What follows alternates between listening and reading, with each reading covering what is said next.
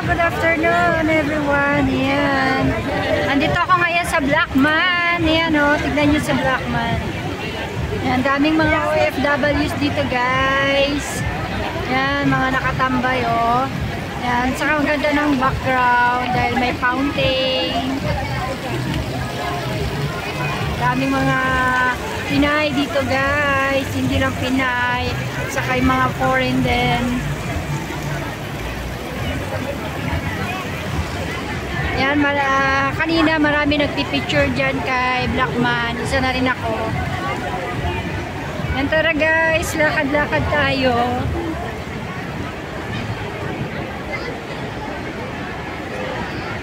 Gusto ko lang i-share yung kaganapan dito sa Central. Yan. At dahil Sunday ngayon, maraming tao. Marami rin mga nagtitinda dyan, no? Mga Indiano, Pakistani. Yan, mga benta nilang $20.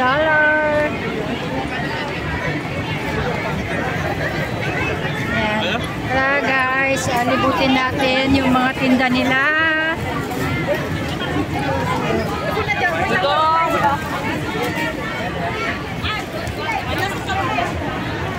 Yan, maraming mga namimiling mga Pinay. Yan, kasi pwede nilang i-box yan sa kanilang mga pamilya guys. Yan o.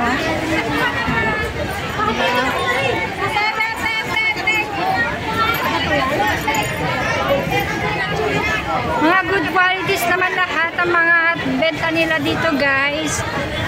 Mura na. At saka talagang worth it naman yung binayaran na biniling mga items.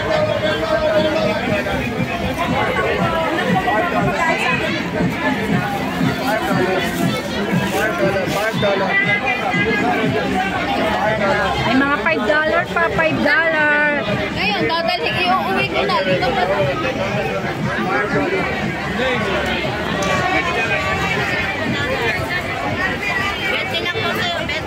Yung iba, mga Pinay talaga mga nagbebenta, mga part-time nila.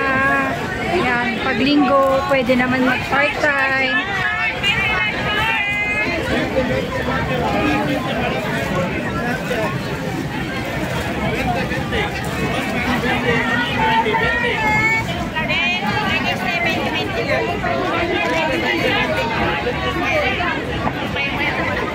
Ayan, maraming mapagpipilian guys.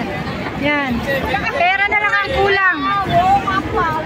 Kailangan pag pumunta ka dito sa mga ganito, marami kang pera. Para mabili mo yung mga gusto mo. At doon, ayan, may events din doon.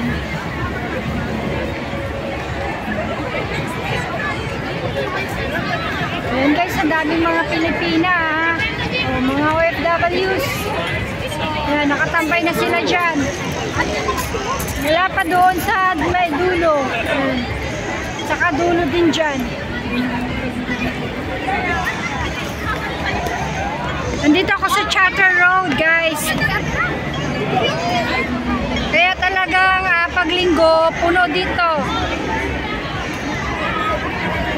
Yan, kino-close na nila yung road dito.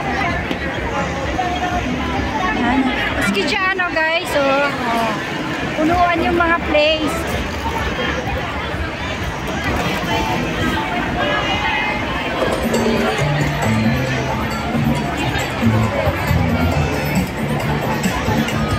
Yan, ganito ang mga buhay OFW dito sa Hong Kong. Yan, pag linggo, yan, nagkakasiyahan lang.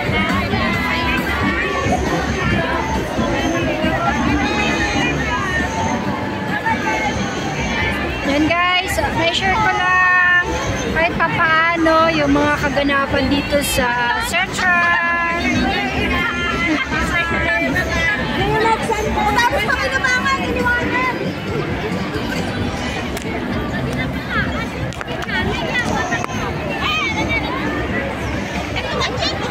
Yan.